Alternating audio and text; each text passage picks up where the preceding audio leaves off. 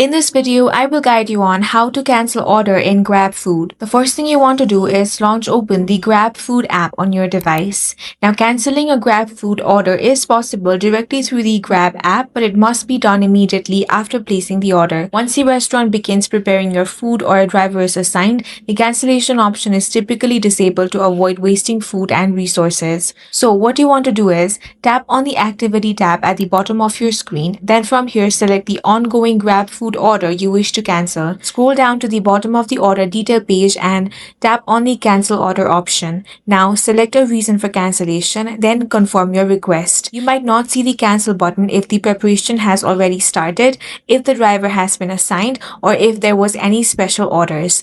If the button is missing, then what you want to do is simply contact the driver. If a driver has been assigned, use the GrabChat feature to explain the situation, or you can contact the customer support. For that, tap on the account icon at the bottom of your screen, scroll down and tap on Help Center. Now you want to search for I want to cancel my order. Then connect with the Grab support representative via live chat. That's all for this video. If you found it useful, make sure to hit the like button and subscribe for more videos like this.